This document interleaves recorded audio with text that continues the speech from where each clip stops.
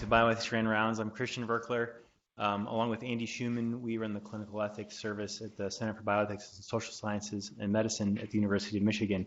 My day job is a surgeon, so I apologize. I just ran from the operating room in my scrubs. It gives me great pleasure to introduce to you today one of the original Path of Excellence students. The Path of Excellence in Ethics has been going on for several years. Sagar was in the inaugural class and took a bit of a detour in the middle of medical school to go get a master's in public policy as a John F. Kennedy scholar, which means that he got a full ride to go to the Harvard Kennedy School of Government for a couple of years. And he's going to talk to us about some of the things that he learned. I've known Sagar for almost, I think, 9 years now. He grew up in Kalamazoo, Michigan, and has been a lifer here at the University of Michigan. He got his Bachelor's of Science in was a double major in molecular, cellular, and developmental biology and English literature, and then spent several years in my senior colleague Steve Buckman's lab, where he's been extremely productive and been responsible for several successful grants through that basic science lab, and has over 50 publications. So actually, there's a lot of junior faculty. The shame, actually. So he's going to go into plastic surgery, which is another reason that Sagar and I know each other very well. And match day is coming up in a couple of weeks, so we'll find out where he's going to be.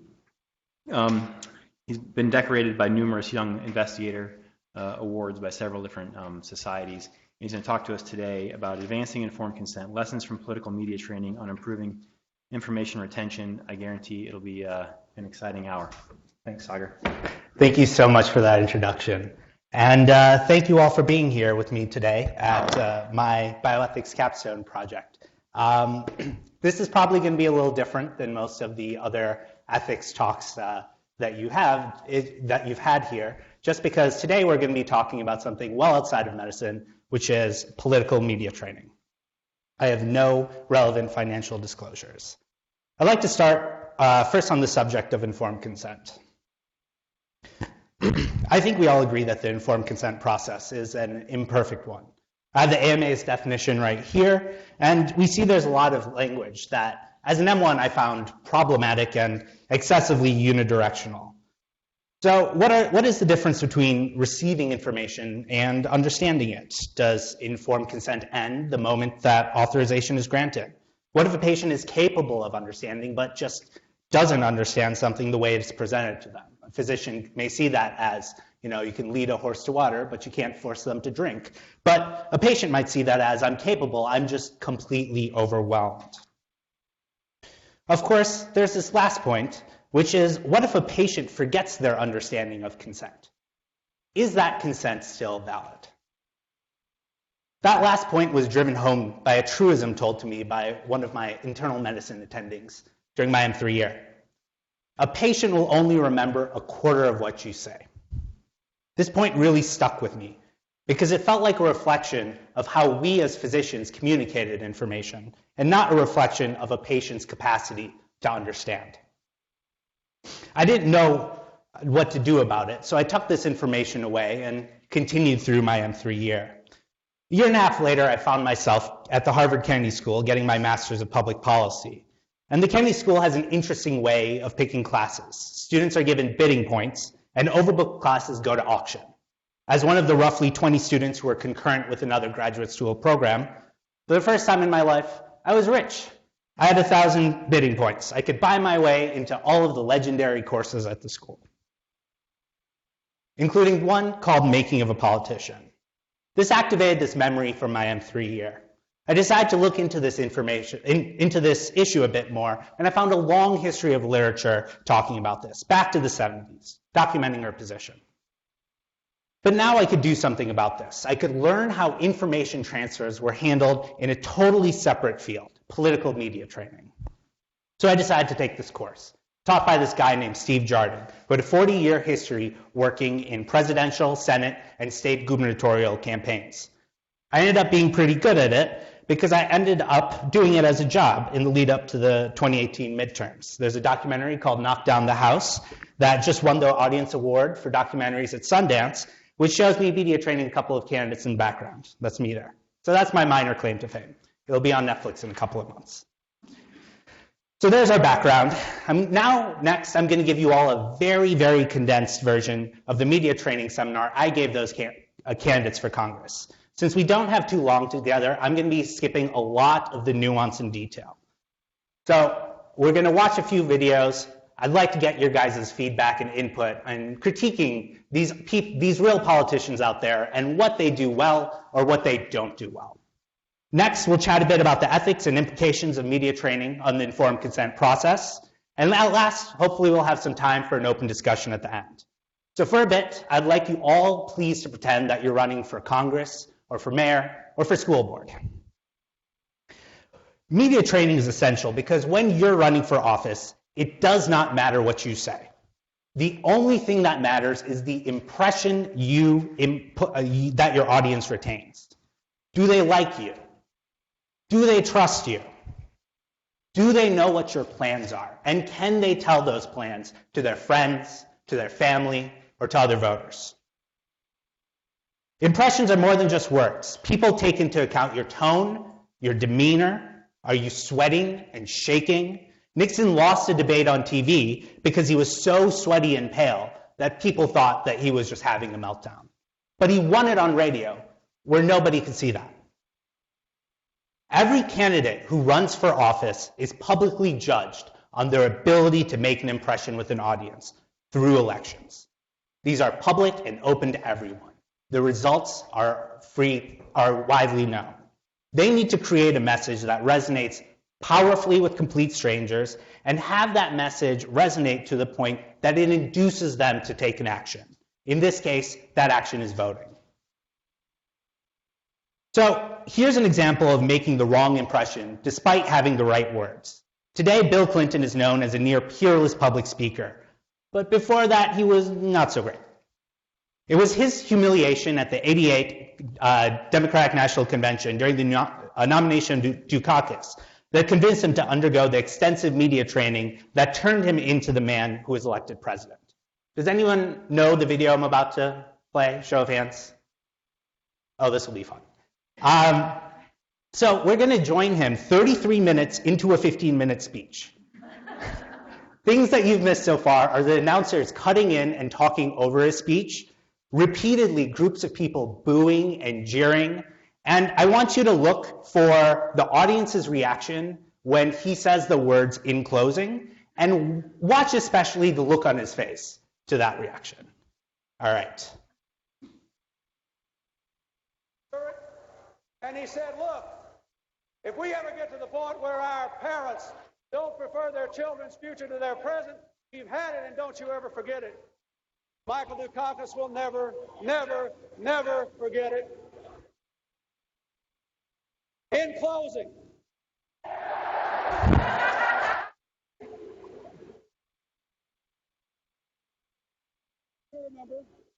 have you ever seen someone look that unhappy with cheering? I want you to remember that when Michael Dukakis becomes president in November, the people of Massachusetts and this country will observe the 25th. All right, that's enough of that.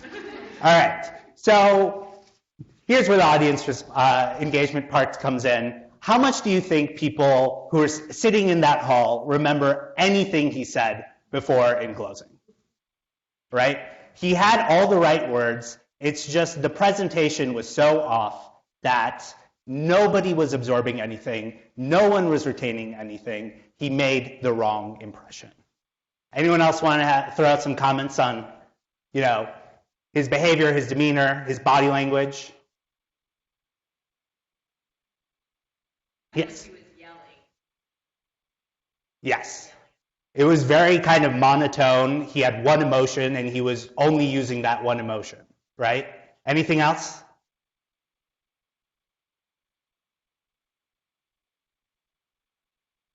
Yeah. He's definitely unhappy. He actually, right after this, when he got off the stage, he got his kind of political manager and basically told him, don't ever let me be humiliated that way again. And so he had a radical transformation that you see before his eventual successful run to the presidency. All right. So this brings us to this concept called the communication stool. Now, emotion is key to communicating any message. The umbrella of emotion is supported by the three legs of the metaphorical communication stool. You need gestures, you need voice, and you need words, all working together in tandem to support and to deliver your message. And these need to be working in the same direction. If any element is opposed to the other ones, your message falls apart and it doesn't connect with your audience. This idea is derived from two papers by Professor Merabian, who was at UCLA, whose work led to something known as the 7-38-55 rule. The real psychologists will tell you that this rule is frequently misapplied, but it's been turned into a foundational cornerstone of most media training curriculums. The essence of it is, when you're surveying an audience where you're delivering an uncertain message, 7% of them will decide whether they like you and they trust you based on your words. 38% will decide that based on your voice, and 55% will decide whether they like you and they trust you based on your body language. That liking and trusting is a very powerful element in connecting with an audience and having them retain your message. So we'll start with the first leg of the stool, which is gestures. This includes your facial expressions, your body language, and your hands. In general, smiling is a good idea. Everyone kind of knows this because neutral expressions can appear to be angry or disinterested with someone who's unfamiliar. Most people know to smile, but most people start smiling far too late. Your first impression is made when the first image of you appears. If a camera is rolling, you have already missed your window to make a first impression. You need to start smiling before the camera starts rolling so that your first impression is a positive one. The eyes are also an exceptionally powerful tool for communicating meaning. It's normal to maintain some, but not constant eye contact during a one-to-one conversation. Too much is aggressive or creepy. Too little is indifferent, shifty, or evasive. It's normal in a one-to-one conversation to look down or to the side during moments of information retrieval. But during a television interview, it is absolutely essential to never take your eyes off of the camera or the interviewer.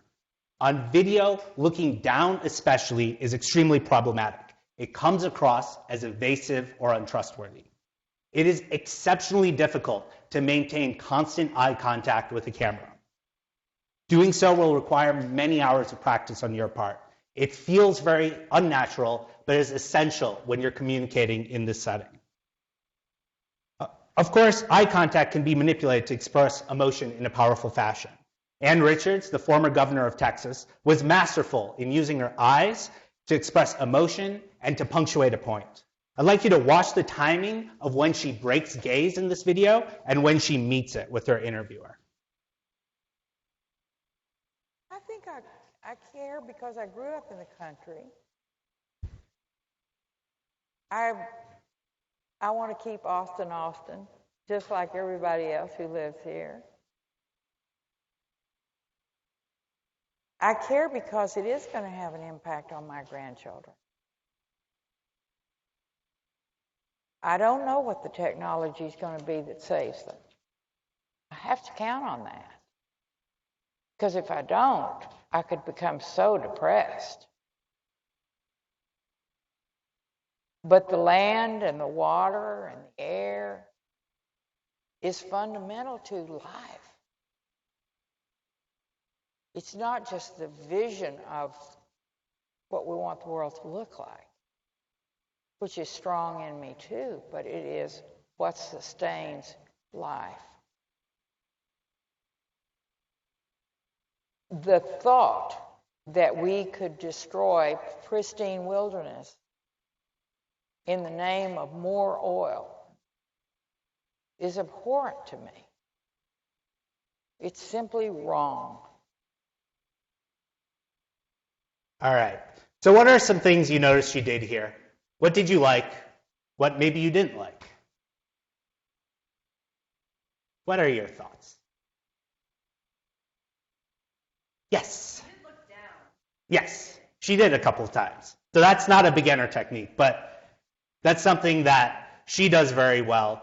specifically to punctuate certain words or phrases. She'll then meet the gaze on like the highlight of a word. You'll hear her voice kind of go up and punctuate a point when she meets a gaze. What are some other things that you may have liked or disliked in this? Yes. Yeah. She has a smile, which she deploys not constantly, right? Sometimes she looks upset, and then when she talks about her hometown and how much she cares about it and the people there, she smiles. She deploys it judiciously.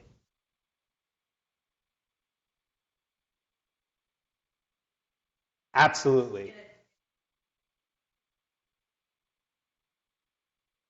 Absolutely. And we'll talk about pausing a little bit later and how we can use dramatic pauses to really suck an audience into what we're saying. Any other last comments? All right, great. So there are multiple, next we'll talk about body language. There are multiple categories of body language. The body language that generally connects best with voters is open body language. It shows you're interested, trustworthy, and credible. Now, a major component of body language is your hand gestures. It is important to use hand gestures that are natural for you.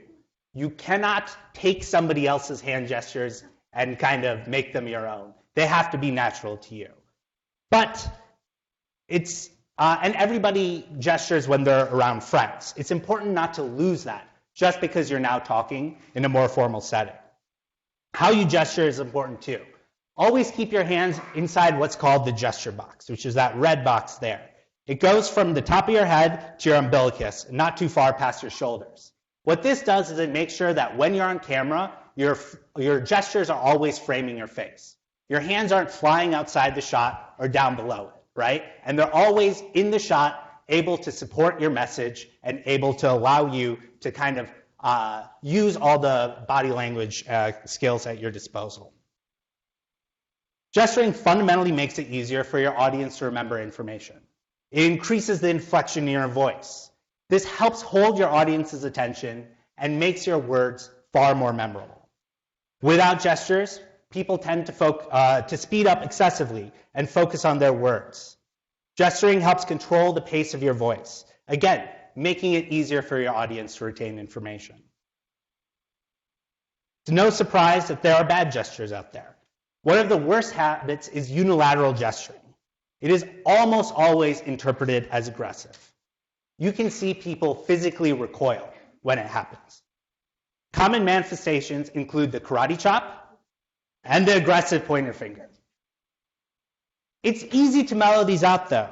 For most of them, you can make them much less aggressive by just making them bilateral. That aggressive karate chop becomes, hey, just excited. The rest of these are bad because it gets your hands stuck outside the gesture box. Always keep your hands available to gesture. That means, whenever possible, never keep a mic in your hand, because then it forces you to only gesture with one hand. Always try to get a headset mic or one of these lavalier mics, whenever possible. First, let's look at some aggressive gesturing. I'd like to get your thoughts on Phil Davidson, who was once upon a time running for Stark County Treasurer in Ohio. Now, there are several things he does wrong here, but let's focus first on the gestures.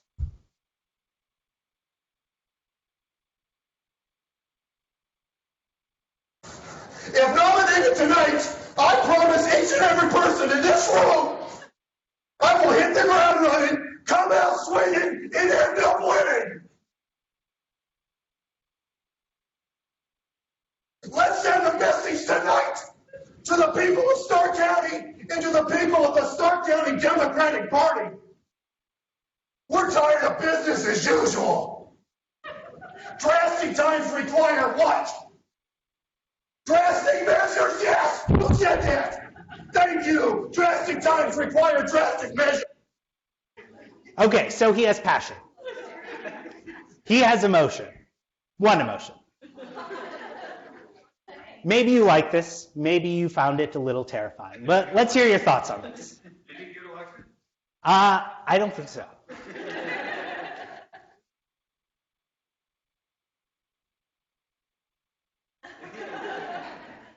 Yeah, which is not necessarily something you want to go for if you're convincing people to go out and vote for you, right? Did people feel that his pointing was aggressive? If you were sitting in the front row of that, would you be comfortable? No, probably not. And you also see that having one emotion and only using that one emotion is a problem as well. It's okay to get wound up as long as you come back down, right? People are comfortable going on a journey, but when you keep it at that high tension, aggression constantly, it makes people uncomfortable. Now, speaking of making people uncomfortable, we can see that even good gesturing can be bad if it's done in the wrong context. And here we'll see Dukakis do some pretty standard politician gesturing. You'll see what I'm talking about. But he's asked a very unfair question in a debate with Bush. And it comes across as very weird. I'll let you see what I'm talking about. First question goes to Governor Dukakis. You have 2 minutes to respond. Governor, if Kitty Dukakis were raped and murdered, would you favor an irrevocable death penalty for the killer? No, I don't, Bernard, and I think you know that I've opposed the death penalty during all of my life. I don't see any evidence that it's a deterrent, and I think there are better and more effective ways to deal with violent crime. We've done so in my own state, and it's one of the reasons why we have had the biggest drop in crime of any industrial state in America, why we have the lowest murder rate of any industrial state in America. Love it, sir. All right. So it shouldn't be a surprise that response kind of sunk his campaign. What was weird about that? Why did people find it uncomfortable? Right. People were expecting him to be outraged, offended, angry. Did he express any of those emotions up there? Absolutely not. He just went straight into the normal politician speech, kind of doing this with his hands. He pounded on the desk. If he shook his fist, he would be justified for doing that. But it was weird that he did it. Right? Any other thoughts? Yes. He jumped into a kind of a prepared talk. That didn't actually answer the question that, he was posed. Anything else? All right, let's move on. So in media training, posture is very important. And so there's a proper way to sit. It's a good idea to scoot yourself all the way to the back of your chair. The reason for this is to keep you from slumping or slouching. You can lean all the way back in your chair and still keep that posture erect. Make sure your hands are always available to gesture inside the gesture box as well. There's a technique to standing too. You want to frame yourself so you don't move or sway excessively. And you don't want, every movement is communication, and you don't want excessive noise in your message. You want to have your feet kind of shoulder width apart, but also to keep one foot slightly in front of the other. What this does is it keeps you from swaying side to side on your hips because you are off balance. People have a really bad habit of swaying when they're behind a podium, and it can be exceptionally distracting for their audience. When standing at a podium, it's also important for everyone in the room to feel like you're speaking to them personally. The way you accomplish this is using what's called the four-corner technique. What you want to do is, instead of keeping your feet planted and turning to face every part of your audience, it's important to step with your feet and then address every part of the audience individually. What this does is it makes sure that you're gesturing at them as well. You're not gesturing over here and then having your head turned over here. People feel like you are looking at them with all parts of your body, you're engaged with them, you're paying attention to them. Now, the second leg of the communication stool is voice. We're not going to go into too much detail on this here today, but there's a lot that you can do to make your message far more memorable through manipulating your voice. While we can raise our voice to make a point, sometimes it's far more effective to make people listen in and hang on your words. Now, the final pillar is the words themselves. These are the foundation of any speech, advertisement, or interview.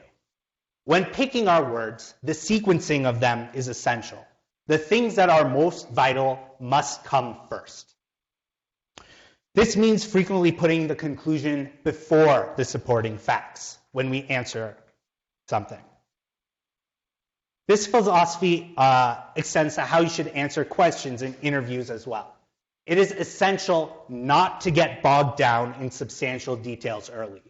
The first thing you want to do is make an appeal to a value. Your time may be limited, so it's important to get your appeal to values in first. Values are hard to disagree with. People can disagree with you on the facts, but it's hard to disagree with the overarching value. And furthermore, it gives your subsequent words credibility.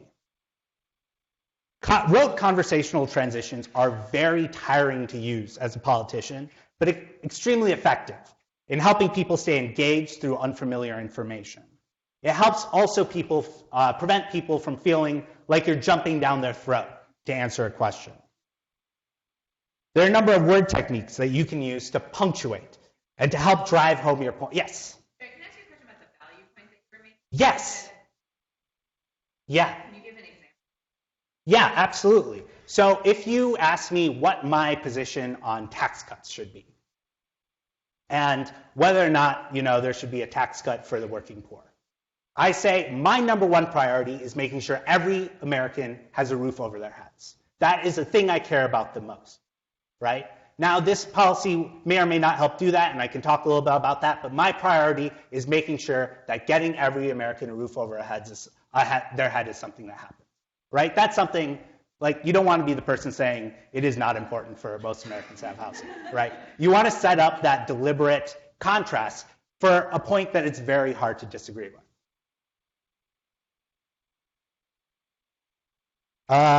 Rote conversation, yes. Number of word techniques that you can use to punctuate and drive your points home, but the two you should incorporate first are repetition and pauses.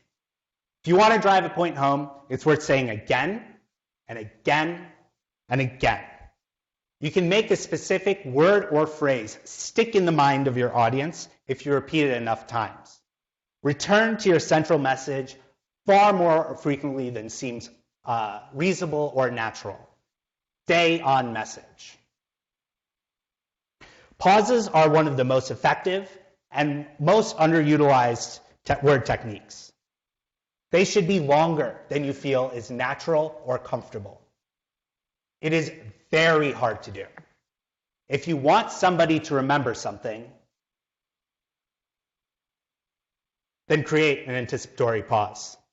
When people are guessing what your next words are, they're paying very close attention. Last, any extraneous noise, whatever, is better served by a pause. Your words will carry more weight, and people will be more inclined to trust the things you say. This slide only exists to demonstrate the fact that everybody struggles with processing unfamiliar information, no matter how intelligent they are. This is a brief excerpt from the US Code that talks about drug and biological reimbursement for Medicare. So, very important stuff to a hospital. But most of us aren't lawyers, and I think everyone would struggle to understand this if we read it off quickly. The ear naturally struggles to keep up with unfamiliar language, and sometimes needs a moment to process. This leads us to something that is known as chunking, which is one of the essential speaking techniques to utilize in public speaking, especially when you're communicating unfamiliar or complex information. It means breaking up every sentence into 4 to 7 word chunks. Taking a quick pause between chunks helps ensure that nobody gets lost mid-message. The first politician to specifically train in doing this was JFK. Early in his career, JFK was a nearly unintelligible speaker. He had a thick Massachusetts accent, he spoke very, very quickly, and he rambled on in long and winding sentences. But at one campaign stop, he was experiencing a flare of his absence that was complicated by his crippling back pain. He struggled through his speech and was only able to spit out a few words per breath. His campaign manager noticed that it was one of his best speeches in the campaign. Audiences outside the Northeast were finally able to hear understand, and connect with his message. He incorporated this speaking style. He incorporated this into the speaking style that he went on to become famous and celebrated for. Here he is doing this in his inaugural address.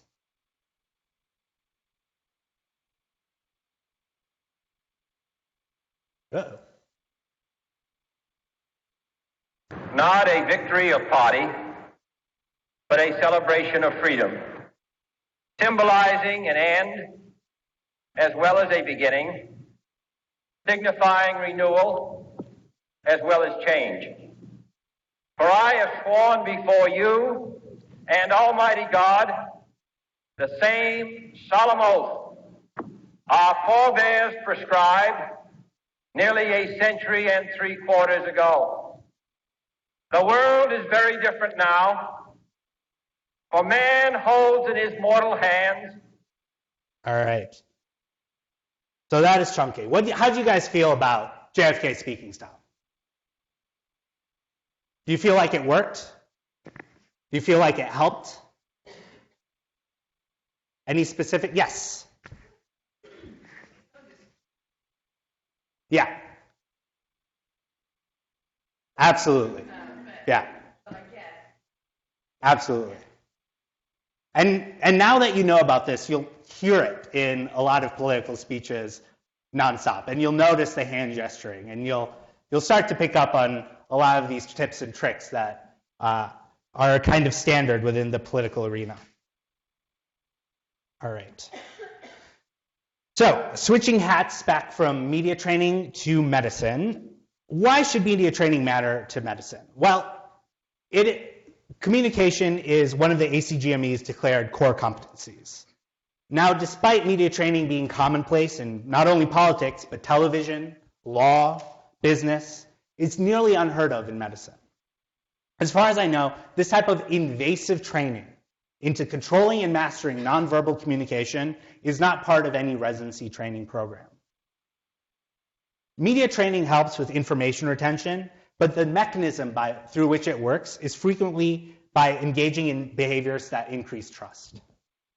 The informed consent process itself is highly dependent on a patient's perception of their care provider's trustworthiness. This raises a first question. Is it permissible to gain consent through trust? Just so happens that there was a paper recently asking that, and their answer was essentially yes. It's fine to have consent based on trust, with the caveat that you are a trustworthy person, which admittedly is a pretty big caveat. However, in their analysis, they did not specifically examine the ramifications of increasing trustworthiness. Rather, they looked at it as a more fixed quality. The ability to deploy techniques to increase trustworthiness and manipulate trust then necessitates the physician to have the discretion to deploy that skill set appropriately. An improperly motivated physician could use these techniques to upsell patients to unnecessary and expensive therapies.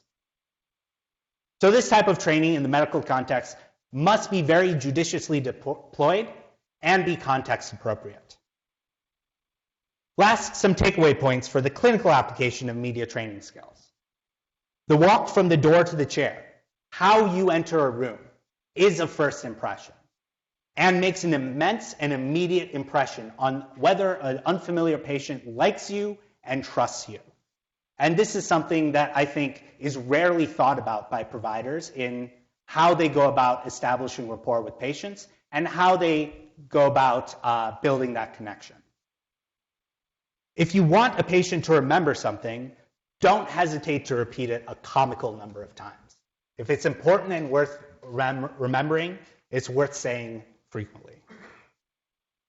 Do not be afraid to pause, and make that pause seem longer than it should be. It will never be as long as you think it is. Make sure all of your nonverbal communication is aligned with and supports your words and your meaning. I think medical students frequently have some of the best insight on this, but aggressive gesturing can really freak people out. It's hard to see when you're the one doing it because they just kind of lean back. But when you're the third person in the room, you really get a good sense of when they kind of jump back in their chair.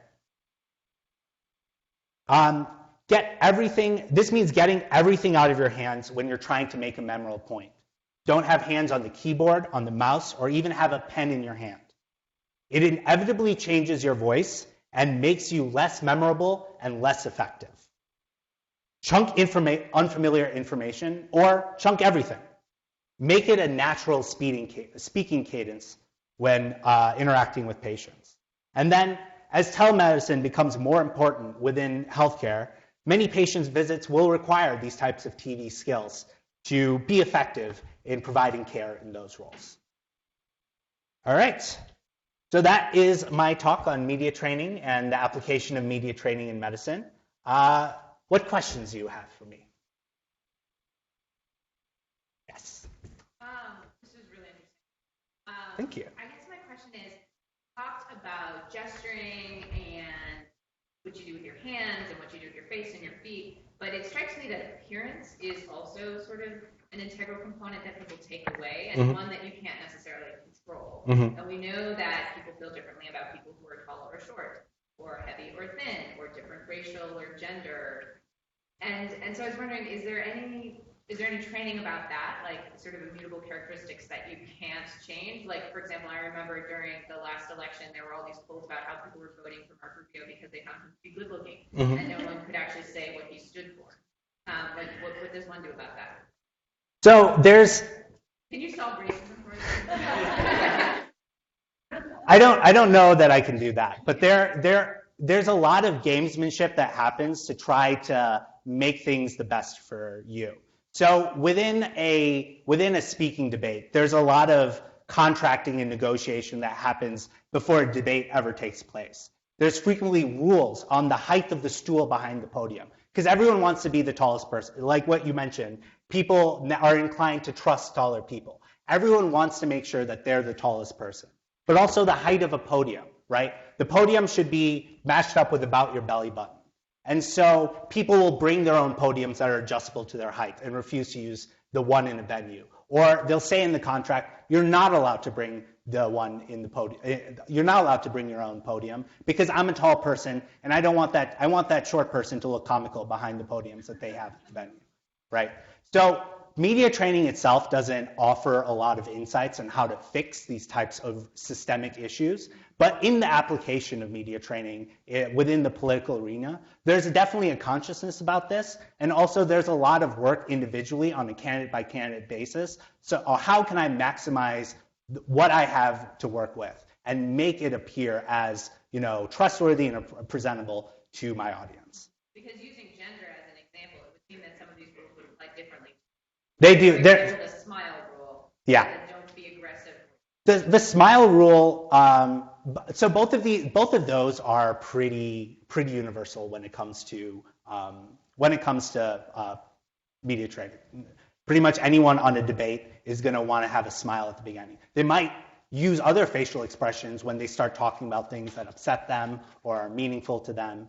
And sometimes, so when Obama gave his talk after I think it was the Newport shooting, right? He had almost no affect whatsoever. He gave that talk like he was about to break down, because he was about to break down. And that carried through to the audience. So there are exceptions to that, but the general base of it is pretty consistent. Now there are some differences on how women want to sit at a chair or at a table. It's tend to be recommended that they cross their ankles at the bottom instead of sit flat, especially if they're wearing a skirt or something like that. So that there's definitely some nuance that we didn't have time to get into here today. But the general things about smiling and making a positive impression with open body language are pretty conserved.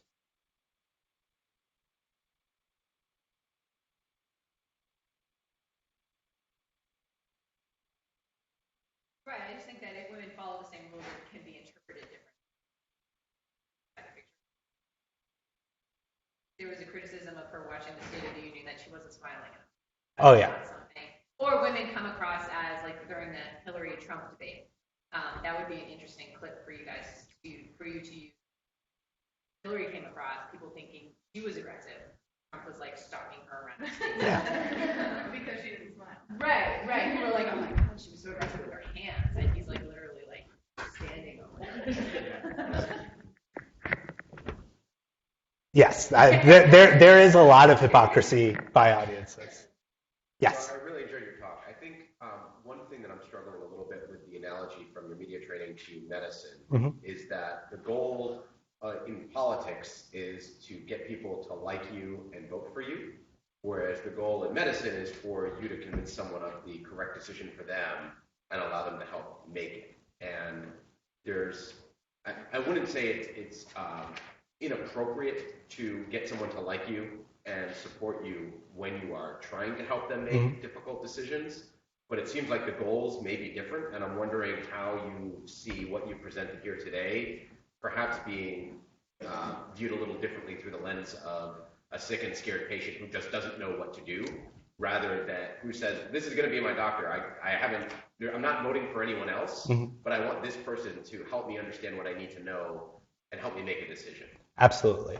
So the way I see media training is you have to build and construct an emotionally engaging narrative that takes a perfect stranger and induces them to perform an action. And when you're looking at many of the problems that we face in medicine, that on its face is very similar. It's a stranger that you need to build an emotional connection with that induces them towards an action. And the elements of building that relationship are likability, our trust, and our information, which is conserved between both politics and medicine. So I would argue that while it's absolutely true that the mindset of many patients is going to be different than many voters, there are a lot of voters out there who are very, very scared and terrified of the future and unsure of a path to go forward. And they really look to public leaders to answer those questions for them. That, I think, is a nice metaphor for a scared and confused patient who has a lot of options in front of them, who doesn't know how to go about assessing the information available to them, synthesizing what is an appropriate course of action for them, and then having the motivation to go engage in that action. And that is where I think this skill set is very powerful in helping physicians have more tools to connect with patients, to build that rapport, and to help them to that eventual action, whether it's taking a pill, whether it's to actually engage in diet and exercise, or whether it's to put off a surgery that they desperately want, but you think that they could use some time before they have. Yes, back there. Primary care doctor. One of the difficulties is the limited amount of time you have to spend with patients. So I was in a position of having to type notes while I was engaging in a conversation with a patient. Otherwise, I would have to do all of it afterwards, and I would. So, and I know some people actually dictate while they're talking to their patient. Do you have any suggestions for? Of course, it's difficult to have eye contact when you're doing that while you're seeing the patient. Do you have any suggestions for how to improve your credibility and your rapport with your patient while you're also entering your note? Absolutely. I think that it's hard to really be 100% with these speaking techniques within the clinical encounter because there are so many pressures on clinicians. But I think there are a couple of essential moments where it's important to focus only on the patient and not on the other things the other constraints on the clinician. So that first moment when you enter the room, making sure that your first impression is set before that door opens and really giving them your attention and trying to make eye contact with them and engage with them right in that first moment has, I think, a lot more benefit than the next 5 minutes where you're going through the questions and the physical exam and all that sort of stuff. And then really focusing on those moments where you are delivering information where it's critical for them to remember something. When those moments occur, it is media training will tell you that it is important to drop everything and to focus on the patient. because for those pieces of information, the best thing for them for their health is for them to remember that.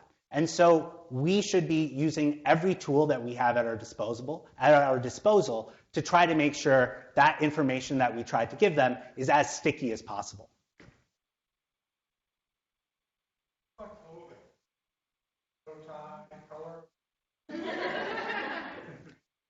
Political overtone, suit versus sport coat, white coat versus suit. So that is a very, very huge and complicated world of sartorial implications on media training. And you will see people discuss outfits endlessly, and it's a very, very deep rabbit hole. The kind of traditional guidance is it's important to be appropriate to your context, but don't be afraid to be more formal than everyone else in the room. When you're a politician, you are the center of attention, and it makes sense for you to kind of hold yourself to a higher standard than everyone, to the people, to your audience and those around you.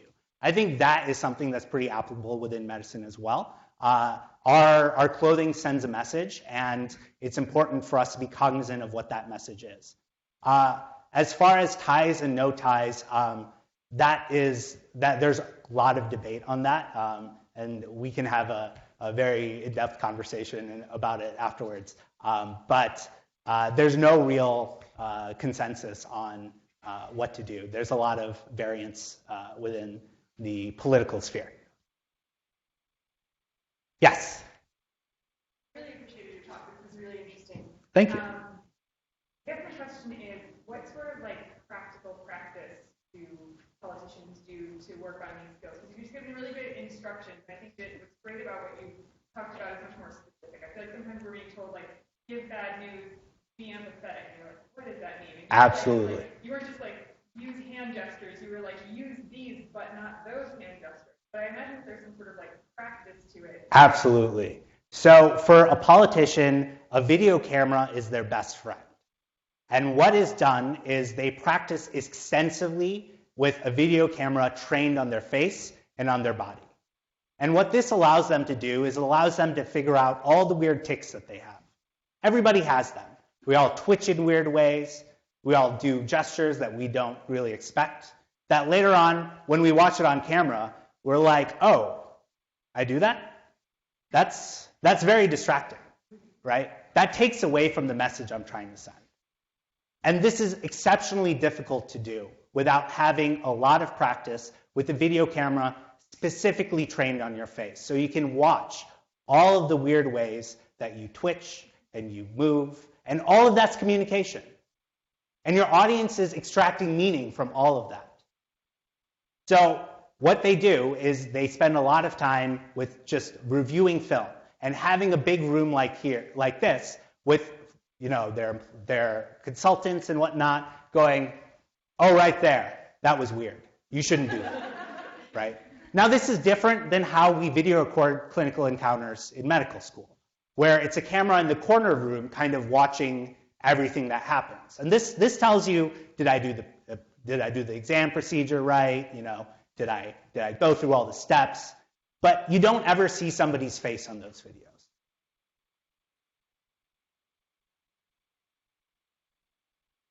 Yes, you do, right? Yeah, but there's so much more awkward there that you're missing. Yes. I think it's really applicable to being an academic.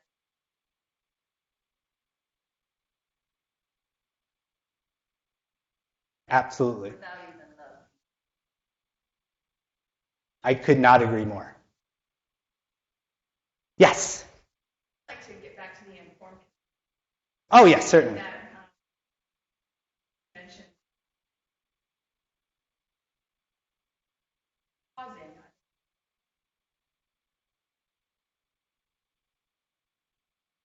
So when you think about dropping your voice, well, as I get older, I'm turning into my mother, and everyone is talking too fast, and I don't understand.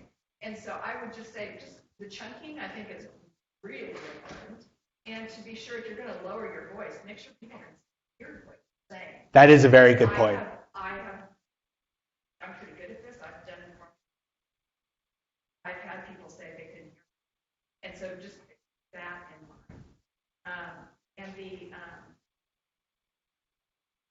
So that was the thing. Thank you very much. That is a very important caveat for, volume. Yes? You explain something to them. Explain it back. What they got out. Because they may appear to be understanding, but they don't really. So you give them an opportunity to explain it back, then you can really figure out whether they know what you're talking about.